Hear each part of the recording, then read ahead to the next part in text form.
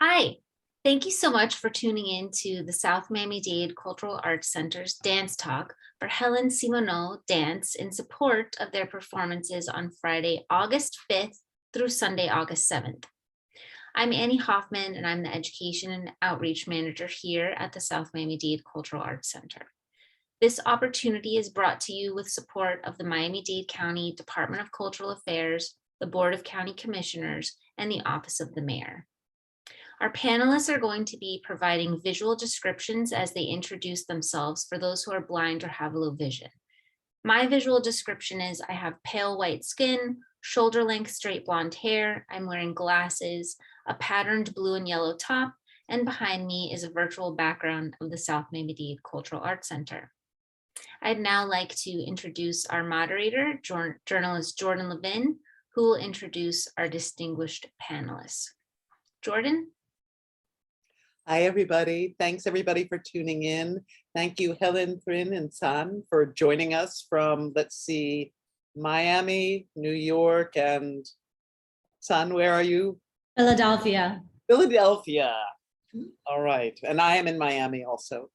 So it's very exciting to have Helen Simoneau with us. She has a rather extraordinary biography.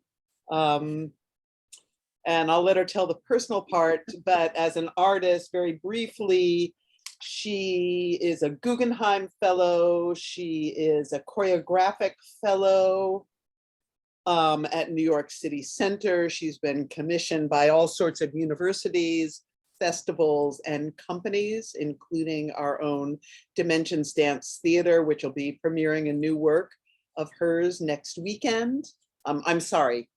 In mid-July. She recently had a work that premiered at the American Dance Festival.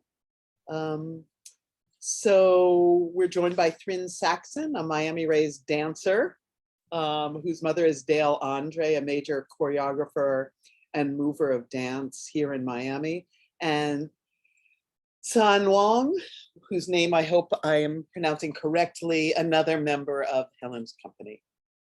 So, Helen, I would love for you to tell us your story, which is very unusual, and I'll just hint at it, which is that you grew up in a tiny town in rural Quebec. French is your first language, and I believe the population is about 1,100 people. Yes, it's very, very tiny. So, please tell us about what it was like growing up there and how you came to dance. Yeah, it's a very small place in a very wintry, the winters are very, very long. So I grew up skiing and skating and hockey. All of those things were very much part of my life. You kind of have to do that in winter if you want to get through and get through the winter without the blues. So I actually, before I began to dance, I did competition mogul skiing. And as I was doing that, I discovered dance, and I was able to take some classes in this jazz style that they had available. But the nearest town. How old were you? I was about 16 when I started taking that jazz. Your first dance class?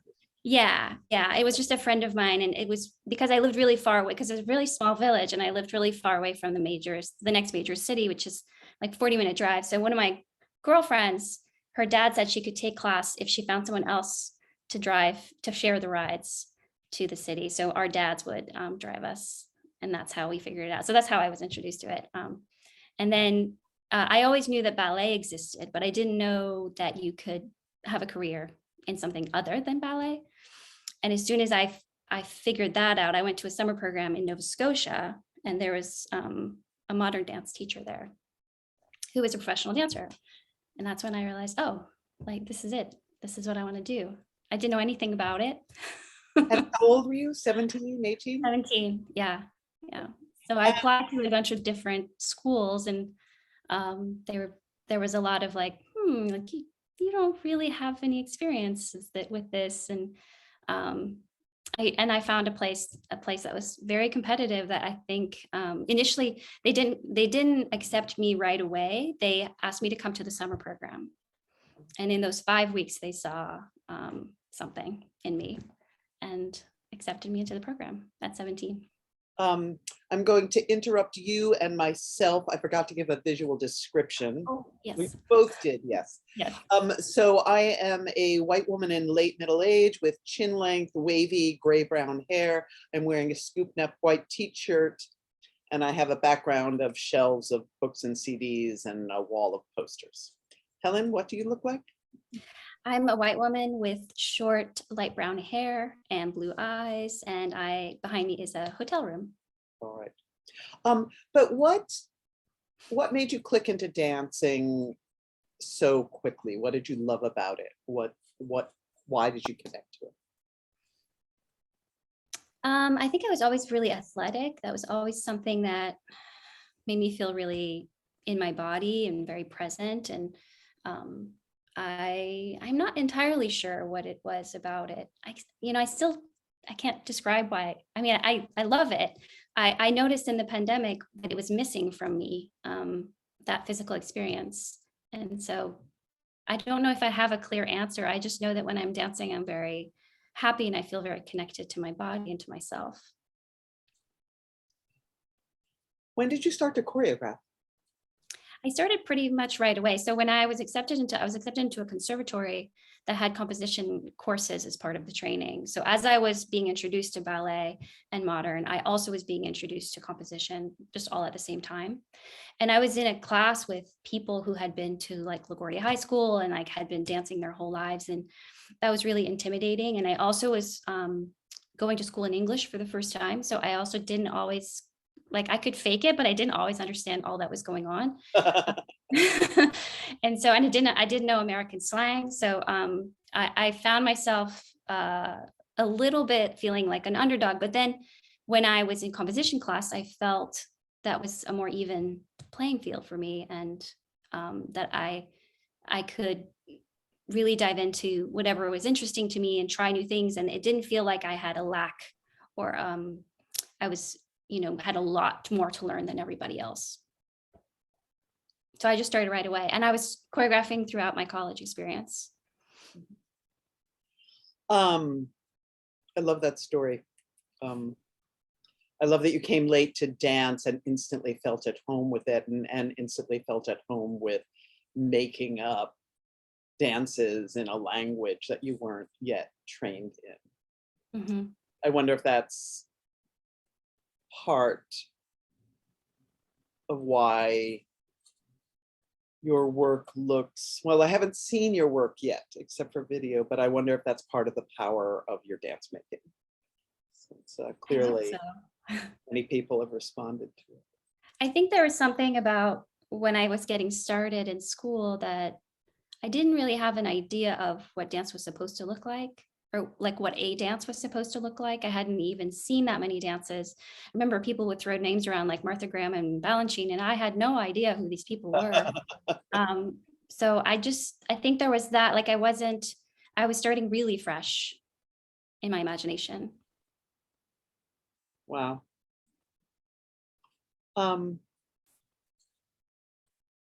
Thryn, how did you, since you're from Miami, please tell us about your Miami dance story and how you came to Helen. And please describe yourself. Yeah, I'm Thryn Saxon, and I have white skin, light brown hair pulled back. I'm wearing red lipstick and an orange shirt, and the wall behind me is cream colored with nothing on it. Yes, I'm Miami native, and actually listening to Helen's story, which this is the first time that I've heard it out like that from kind of more chronologically. I relate a lot to that because I started dance in improv and creative movement with my mom, and then found like traditional techniques, ballet modern, more towards 12, 13, and then segued in a slightly different way than I felt most of my peers were. So that was nice to hear, Helen. My connection to Miami beyond that was going to New World School of the Arts, and then later to Florida State University for college in Tallahassee. moving to New York. And then my connection to Helen, I believe it was November around then, not that the exact date matters, but it was before this December workshop that she was having. And I'd known of her work through a myriad of friends and acquaintances who had danced for her. And so her name was in my lexicon, and I had friends who had spoken about working with her. And I was sort of re-entering, I felt like I was, sorry? What did your friends say about working with Helen? I'm being truly honest. I don't know that I ever had direct conversations with what was the process like, but I remember, for instance, like with Kayla Farish, I danced with her with Kate and later Sleep No More. And so I was just aware that, we'd be at APAP and Kayla was in Helen's APAP and then Kate's APAP. So they were just like sharing, I believe we were in the same room, in like the holding room at one APAP at City Center. So I wasn't having specific detailed conversations, but I was seeing excerpts of the work. And I actually remember feeling very viscerally drawn to the power and the gut-driven movement that I was witnessing.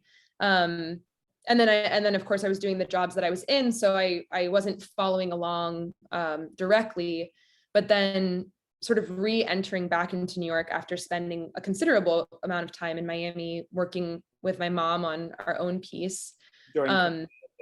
During COVID, during the bulk of the quarantines time. Coming back, I was sort of trying to figure out who I wanted to be working with, what I wanted to be doing, and who I might connect with that hadn't been in my circle before. And so I reached out to Helen, I think via her website. I was just looking for ways to connect directly and hoping it wasn't going into a big portal where it, disappeared. And I didn't know what I was going to hear back, but it was just, I'm going to shoot my shot. I like her work. What do I have to lose? I may never hear back from her, but it's from the heart. And I want her to know that if she's ever looking for somebody, I am back and interested. And then I did hear back and I was very excited. And it turned out that the timing worked out because she was she'd been working on this project, but this December invited workshop was happening in the next month. And so she invited me to join that. And then that was my formal introduction to meeting Helen and moving into this process. Okay, great. Son, after you describe yourself, please, tell us briefly about your background and how you came to work with Helen, please. Yes. Hello, everybody. My name is Han. I have fair, light skin, dark eyes, dark, short hair. I'm wearing a blue and white patterned shirt. Behind me is my studio with anatomy posters, prints, and string lights behind me. So I think I was a performer when I was a little kid. Before I knew anything about movement or dance, I just forced my grandparents to sit on the bed and I would perform for them however I like, improvisation or movement, whatever, yet to be defined. But then I took my first dance class when I was 5 years old. And then I got accepted into the secondary school of Beijing Dance Academy when I was 10. So I left family to go to the school for 7 years and then moved on to study modern dance at Beijing Dance Academy before coming to the US in 2015. And from 2015, I came to study at the Juilliard School in New York. And that's where I met Helen. Helen was creating a piece named Strange Garden for my class when I was a freshman there. And I had a great experience. We worked very collaboratively, which was something really new for me at the time.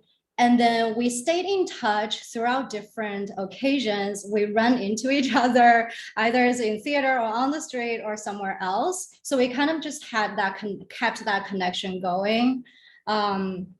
at least pre-pandemic.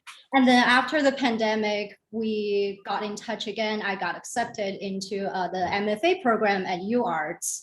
That's when I moved to Philadelphia. And I told Helen about it.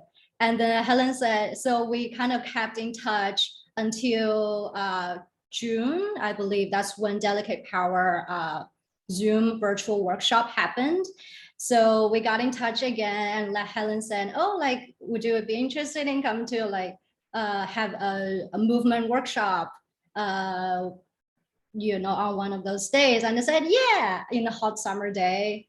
And so, yeah, I was at the beginning of the project, Delicate Power project, throughout until now. We have the real piece, and it's been a wonderful journey. Fantastic. Helen, the word power seems to come up a lot in relationship to the pieces that your company will be performing here at the South Miami-Dade Cultural Arts Center the first weekend in August. Can you tell us briefly what the three pieces are? And then I want to ask you about the first piece, about Delicate Power, which is an intriguingly contradictory title. Yes. Well, we could start with that one. So Delicate Power is going to be on the program. It's a longer work of the three. It's the longest. It's about 35 minutes, and it has the largest cast of 7 dancers. All female identifying cast. Yeah. And the music is original music by Caroline Shaw. Mm-hmm. And I'm working with costume designer Quinn Chakowski and dramaturg Melanie George. And the piece is about, I mean, it's hard to just describe, like, encapsulate what a piece is about, but I was really interested in power, specifically in the female body, and in a sisterhood, in a group. How? Why? Why? Why? I think that's always been an interest of mine. I think there's something in my training and in my experience as a dancer, that in many rooms that I found myself in as a dancer, that there is something sort of diminished sometimes about the female body, and like there's a celebration of the female body in dance, but also sometimes a demand for conformity or lack of uniqueness or lack of individuality. Sometimes sameness is really required in order to belong. And also, I found that sometimes my desire to be big and loud is not always welcome, or has not always been welcome. I've often found myself in rooms where there were male dancers who had much less experience and much less to give, and that were treated like they were kings, and the women are just like second-class citizens, and it's it's embedded in the process, and then I see it in the work. These statements are made kind of sometimes consciously, sometimes unconsciously, but I found that to be unsatisfying. And part of why I wanted to make my own work. I want to feel completely fulfilled in my own body. And I like to feel power in my body and empowered on stage. And I want that for everybody that dances for me, regardless of gender. But I found that particularly, like, even as I started making dances, sometimes, especially when I make dances for dance departments in colleges, like there's always this moment that comes up when you're sharing a program with multiple choreographers, and there's 3 guys and there's 75 women, and and we're thinking of gender more broadly now. So obviously there's not just 2 genders in the room, but dance has like really been persistent about splitting us into this binary. And it's a binary that really devalues one gender and overvalues another, simply for showing up in that body.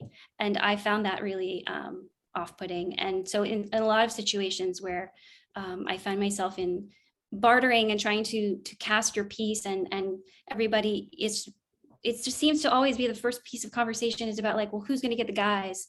And whenever that like, I don't want to participate in that. And it just makes me feel like if I participate, I'm agreeing with this like scarcity mindset that like scarcity adds value. And I just think all of that's just not real. So whenever that's happened, I just opt out. I'm just like, you know what, this can be done, like this can be performed by anybody, and I don't need to participate in what's going on. But dance just keeps wanting to pull us into that. So a lot of, I think, this piece comes from that place of just like opting out. And opting in to the power of women, but also exploring what that means. Yes. Mhm. Yeah. Tell us a little bit about how you went about that. And Thryn and Son, I'd like to hear from you about what it was like for you to be part of that process.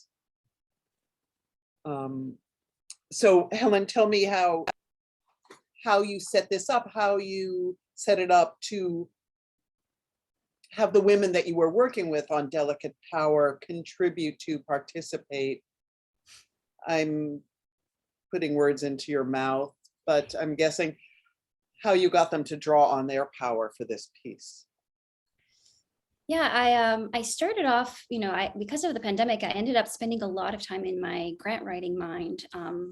I write with a partner, and a lot of the writing was really more overt about it being about female identifying performers and female power and all of that feminist work. And then as we started to get into planning for the in-person rehearsals that happened in August, the first ones happened in late August, I was talking with my dramaturg, and I was really conflicted about making it something about like, if I make it about that so overtly in our conversations, I feel like it's a bit reductive, because these people are way more than just their gender.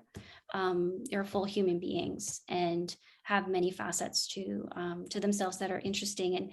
And so I shifted the language a little bit into like how to explore like the different ways of inhabiting or manifesting power in the body. And yes, like the choice of casting is very intentional, but I wanted to talk about introverted power. I wanted to talk about calm alpha. I wanted to talk about what are the ways that we can be vulnerable, and that is power. And then we talked about with the dramaturg that power can be about boundary setting. Power can be about radical boundaries can be power, and secure people who are secure don't have to defend or fight for it. Like, what would happen if we were inhabiting it where we never had to protect ourselves, or like we're not in relationship to patriarchy, we're just what if we didn't have to think, like what if that wasn't part of the equation? How would we be in a space together, and what would that feel like? And so I started to lean more into that that kind of talk and that kind of thinking in making this work, rather than making it about the gender so specifically, because I also related it to, like, I've been on there was a moment, I think it's over, I hope it's over. There was a moment where there was these women's programs that were being that were happening in different dance companies, different ballet companies specifically, and I was in a couple of those, and while well-intentioned, I found them to be reductive, and I felt as a choreographer that my voice was reduced to just one thing, and I had a lot more to say than just this one thing, and I didn't want to do that to the dancers that I'm working with. So to keep it multi-layered, I shifted a little bit the language, and I also chose to not spend a lot of time talking, and I wanted to spend more time doing. So it's a lot also about like I don't feel like I need to empower these people. I feel like they're empowered already, and I just need to not disempower them, and I need to figure out what environments are conducive to them being their full selves. I'm always learning what that is, but to me, it's not, it can become, I think it could easily become like a very superficial girl power experience. And I find that to be missing the point. You have a very tactful way of putting some very pungent ideas, which I really enjoy. Thryn and Sun,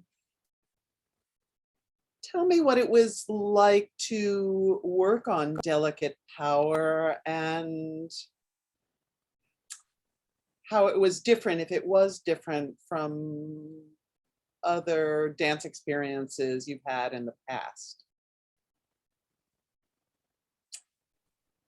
Well, I'm struck again by hearing Helen reflect on all this, because I felt it resonated with sort of how I entered into this experience in a tangential way. But I'm realizing now that there's been some time, first off, that I'm still finding my relationship to the piece and to the power inside of it as we continue to, well, we had our first performance, which was hugely revealing, I think, to all of us in the cast to feel it on stage with all these elements. And then also because this, I would say this is the fastest process I've been a part of, where I was really meeting Helen, and then within, a few months we were on stage together. So I've been in the midst of evolving that, but I realize now too, entering in December, I was in a particular vulnerable place with my own sense of self and coming back to New York and asserting myself in a room. And I realized that because there were so many people in that December workshop, and it did still have this partial audition, component, because we're getting to know Helen and she's in development, that the first week or so, I felt very unsettled in how I was relating to the room. And, I had one set of beliefs around that, why that was happening. And then I later just sort of made a decision that I was going to not care so much about how I thought I was being perceived. And when you said being big and loud or, taking up space in the room, I felt like that was my decision, was I'm going to take up the space that I know that I can and that I feel like is here for me. And I don't know if it ever felt significant to you, Helen, and it doesn't really matter, but I felt this switch happen where suddenly I heard my voice more clearly, and I felt my voice permeating the room in a more direct, affecting way. And that felt like that was an entry for me into who I'm becoming in this piece, and also an entry into how I relate to the concepts around delicate power and what Helen has offered as a choreographer and as an artist bringing this to life with her. Sun, and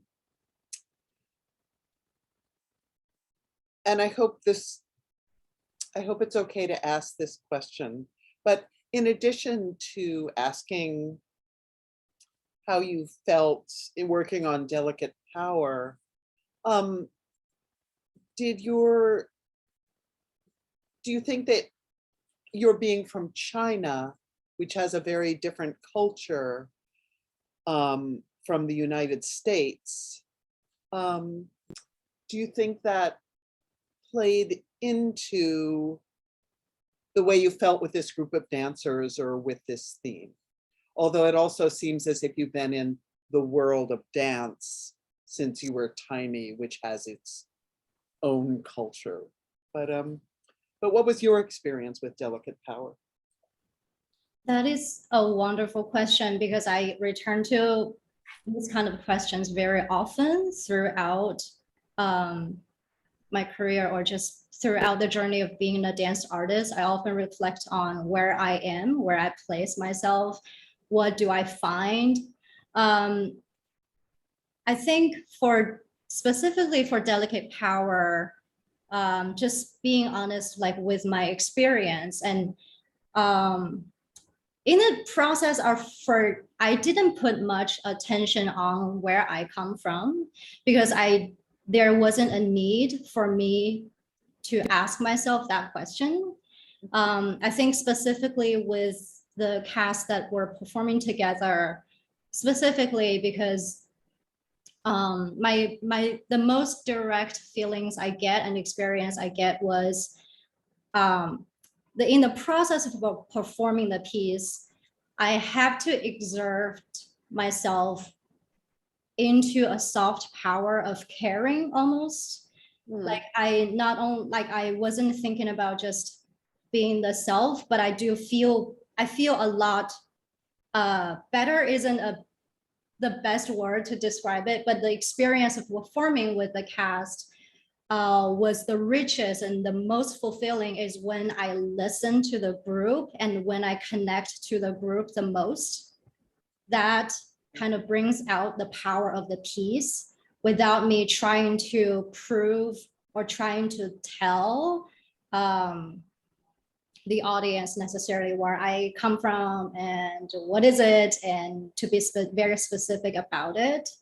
And I think that that experience just opened up like a series of reflection and about like the possibilities of how power can exist and how power can be shown, how can power arise. And I think with this cast and with this piece specifically, my experience is we're sharing through a softness and we're depending on each other and relying on each other throughout the piece. As much as we're depending on the music, we're looking to, looking for where we are in space and making sure that we're on the right spot. That's external, but also there's something, the energy that is not able to be seen so easily is as important. That internal energy as a cast, performing together, working together is as important as the external stimulations that coming to us. So that is my experience of that. And then like my identity, which I'm sure that plays in a role that, the identity and the culture that has influenced me has an imprint in how I work, how I listen, how I, show up to this world. But in that moment, those are naturally integrated into the process of working on this on this piece, and I wasn't really picking up on it in like any specific moment, which I find is really beautiful. Yeah. To not keep thinking about that specific aspect of me or of anybody. Thank you. At the risk, because I want to also talk about the other pieces, but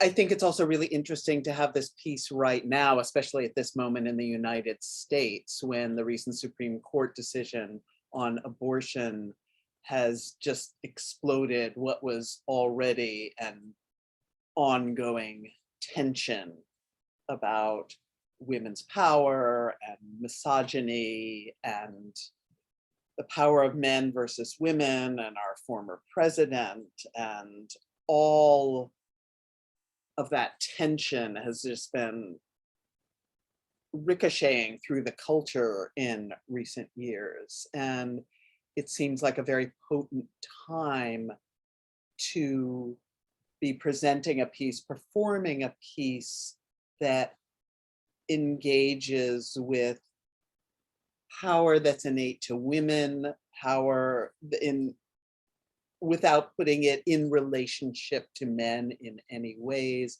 and power between people, from a group, from a community, in many different dimensions. It seems like a really powerful moment to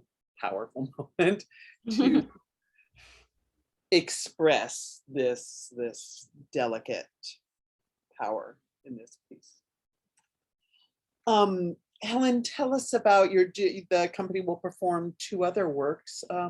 Tell us briefly about those. So yeah, one of them is titled Darling. And that is a piece that is actually an evening length work that I premiered a week before the first shutdown. And it has 5 dancers in it. We're doing an excerpt of it. So we're going to be doing a duet part of that piece between another Miami dancer, Richard. And we're also... Sorry, Richard who? Villaverde? Am I saying it right, Thryn? You know him. Yeah. So I met Richard when he was dancing with Ballet X. I did a piece for them. And then he has now since moved to Martha Graham. And so he's in New York. And so he and I have not worked in this context together before, but he had expressed interest. And so there's going to be this duet with these two men. And that piece Well, I is. was about to say that's sort of important. Yeah. Mhm. Yeah. So the piece is also about power. I was interested in power in a different way for that work. And it was really about the power between dancers. There's a lot of duets in that work. So it was quite easy to just take a duet and perform it separately. And it's really about dominance and submissiveness and how we may interpret one being more powerful than the other, but I actually feel like it's really all about context. And so there's a lot of play between the two performers, and there's a lot of tension between them. And it's all, I like to keep it in this energy of like, are they going to fight? Are they going to kiss? Like, what's going on here? So that piece has a lot of tension, and the music is original by Mary Kuyumjian. And it is a lot of strings and a lot of like, she really used the bow and the way to accentuate the tension in the material and the choreography with the sound. So that'll be one of the other pieces. And then there's also another duet called Sun in Libra, which is quite recent. Sun in Libra? Sun and Libra. As in the zodiac sign. Yes. Right? You have to tell us about that. Well, that was created on one of the dancers in Delicate Power, Connie Shao, is in this duet also with Jesse Obrensky. And I was interested, so the two of them, so it just came about in a really interesting way. Connie and I were working together I had invited her to come help me with some setting of work at UArts. And so we were spending a lot of time on the train from New York to Philadelphia and just like chatting about different things. And she had expressed that her partner, Jesse's her partner in life, and he expressed interest in dancing for me or with me. And she said, well, Delicate Power, you can't be in Delicate Power. But so I was like, well, maybe we could do something else, because I always really loved Jesse's dancing. I've known of him as a performer for a really long time and was always a fan. Before he's with Gibney now, Gibney Dance Company. And he was, prior to that, he was with Limon. And I remember seeing him dance in Limon and just thinking he's a really an exceptional performer. And so when she had relayed his interest to me, I thought, okay, it just sort of was in the back of my mind. And then I was invited to perform at Dance St. Louis, which is coming back again after having been dormant during the pandemic. And I thought, oh, this is the perfect gig to like present something new, present something that's pretty self-contained, a duet's like a little easier. There's also been like, it's very challenging to get 7 people. And in Delicate Power, we actually have 8 dancers that are working on that piece and an understudy. And it's logistically quite complex to get that many people in one room. And I thought also like, oh, it'll be so great to just have 2 people, like just 2 people in one room. And I made this piece quite quickly because there wasn't a lot of time. Jesse and Connie both dance full time during the week. And so I had them on weekends. Yeah, so that piece, Sorry, go ahead. That piece was really about me wanting to enter into what does a hetero duet look like, and can I make some better examples of what I would like? Because I find that there is a lot of romantic duets between men and women that honestly end up always being about dominance and control. And I feel like there's just a plethora of versions of that, and I'm not interested. And so I would just like to make my own version, that there's something really beautiful about 2 people who are committed to each other, and that there's an equality to the relationship, and that equality does not mean sameness. These are 2 different people, but that they are in relationship in a way that allows both dancers to push the narrative forward. Mm. And they were both very interested in that as well. So we just dove in. We had a lot of fun. It was very quick. They're very quick to pick up material. And then we premiered it. We've only performed it once, so we're really excited to be performing it again. Son, I saw you nodding a lot while Helen was talking about this last duet. Is that just the way you're reacting, or did it spark something in you? Yeah, I'm reacting for sure. I also feel the relationship of equality and how to express that. Then coming back, I keep coming back to that words of possibility of like, what is there? Like, what is there that is not being presented enough? And what is already there for a long time, and we know about it. We know how it looks like, when we know how it's gonna end, but at the same time, like the same concept, it may have a lot more different possibilities. And how do we find those, or like who are those people that are interested in finding these, and what is the discovery of that mean to different people? It's always fascinating. So I'm just really resonate with that. It's so interesting, Helen, that you say you wanted to, how did you put it? Do better with a hetero duet. And that these traditional roles and the way that they're shown in movement, support, partnering, dominance, the man lifts the woman, romantic themes, all of those things.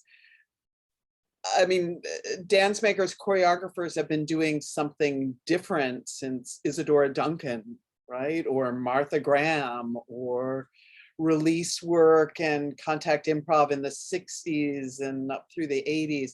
And yet these traditional, the man lifting the woman, or the man attacking the woman, or there's so a lot many of these traditional roles are still the norm, the standard.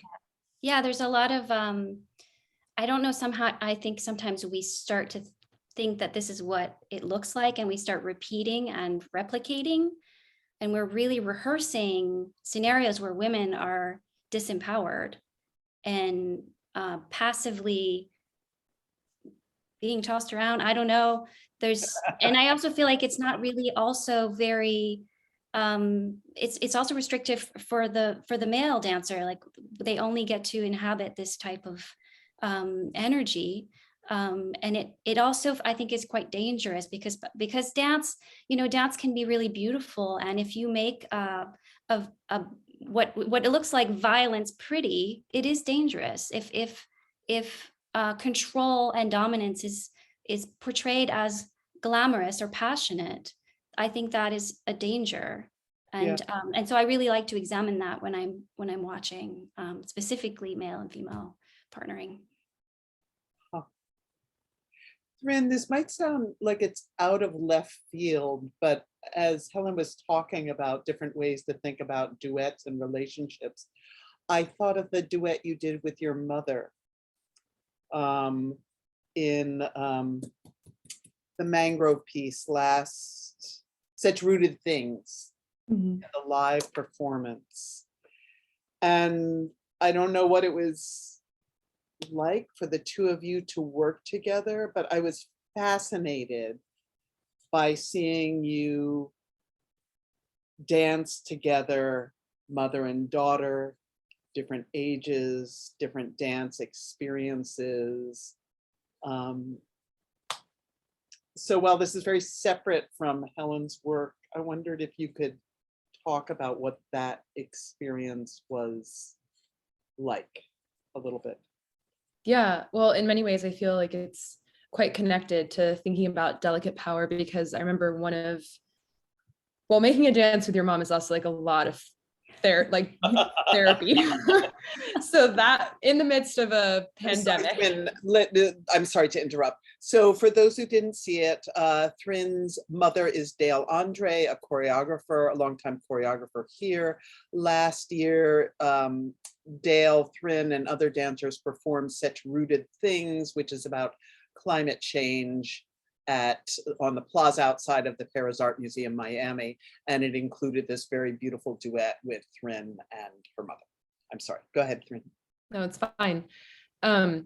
One of the things though, as we progressed and both opened up to our own egos, our own vulnerabilities and insecurities that were coming up, one thing that, and I can vouch for my mom, I'm sure she's fine with me sharing these indirect quotes from her, but the age difference and her kind of reckoning with the amount of energy and force and mostly energy, I have a lot of energy that I was bringing into the room. And I remember her saying, like, I'm realizing that I have this desire to kind of meet you there, but it's not actually where my power lies.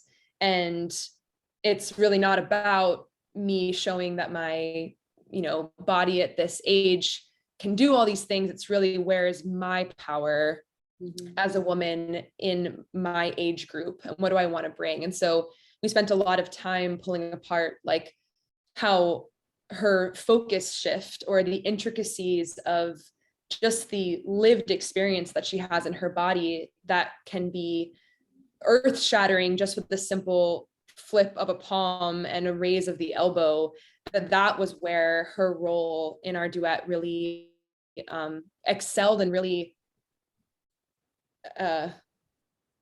brought her into her comfort zone, parallel me, because I think that was something that she didn't anticipate. We knew it would be challenging to unpack our creative instincts together, but working along the kind of energy I was getting out, especially in this pandemic, and I had a lot of stored up pain and frustration and all of the things we were all experiencing, and that was coming through me in such a different way than it was coming through her. So I feel like in a way we were living this delicate power conversation across generations. Not to co-opt the meaning of Helen's piece, but I suddenly was like, wait, this is actually a big part of what we were talking about. When I asked that question, you realized that? Or yes, no, because these were things that we had said, but now realizing in the context of this conversation, it was like, especially the way that Helen has spoken with us about delicate as it relates to delicate power, that it's not fragility, it's an intricacy and honing in. And that's what that's what I really feel like we found with my mom and me. And it's also it's two women, and it's mother and daughter. And that's also a relationship which the culture sees in a certain way, right? And they see older women in a certain way. And it was also one of the things that struck me about that duet was it allowed us to see the two of you on your own terms, again, without relationship to all these other roles that are assigned being a mother and daughter.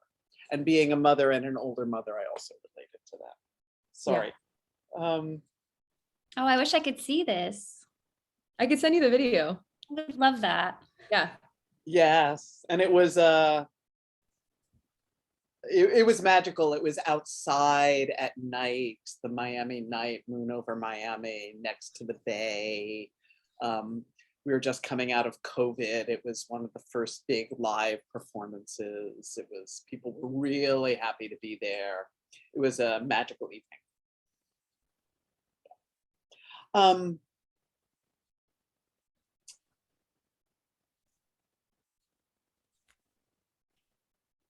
Helen, I'm struck by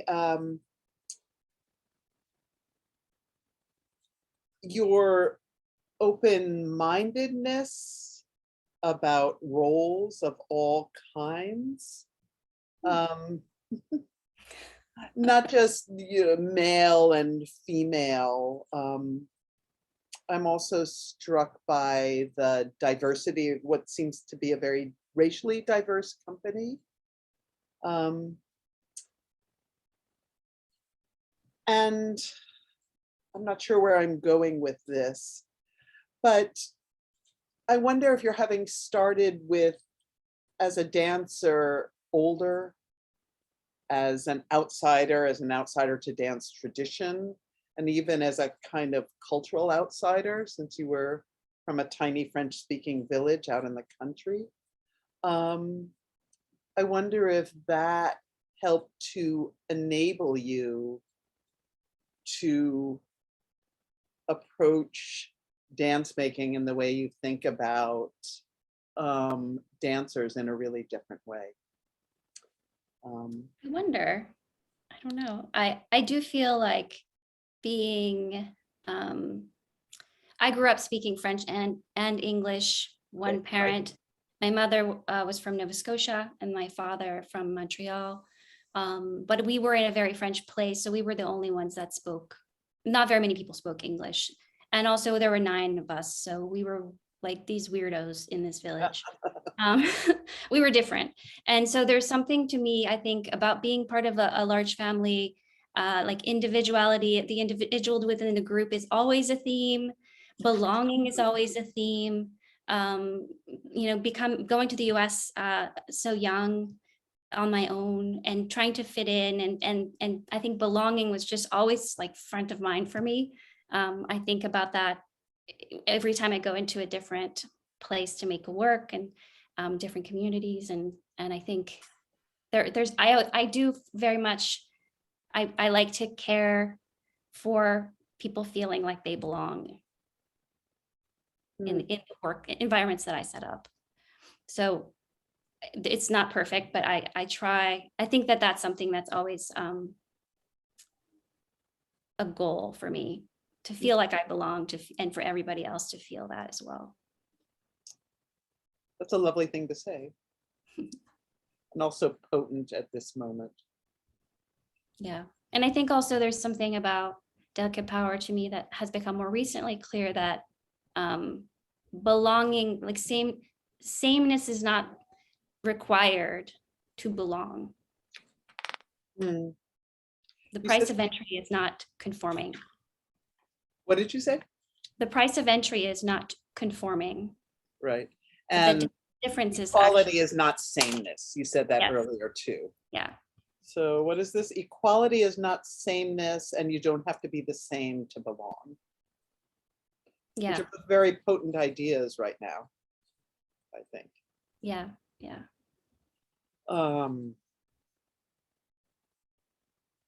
Do you ever think about the political or the broader cultural implications of those kinds of ideas? I think about it all the time. Okay. Yeah, I can't not think about it. Because you haven't spoken in that way in this conversation. Mhm. Yeah, I think that for me, my political way is to be, is to offer, I think going to what Sam was saying, offer the possibilities. Like, what is possible if, and what kind of spaces would I like to be in? And how can I create those spaces for others? So there's something more about showing alternatives, or showing what could be, rather than being in direct force or confrontation with what I don't like. And there's plenty of that. Right. And so for me, it's really about inhabiting the potential. Okay. I think that's a beautifully inspiring and expansive way to end. All right. Okay. Thank you, Helen. Thank you, Thryn. Thank you, San. And everybody out there in internet land and in Miami, please come see Helen Simoneau Danse, August 5 to 7th at the South Miami-Dade Cultural Arts Center. All right, Annie, take it away. Thank you so much, Jordan. Thank you so much to our panelists. Thank you to all of you who are tuning in to watch this. Thank you. That was just a wonderful conversation, and I'm so ready to see this performance.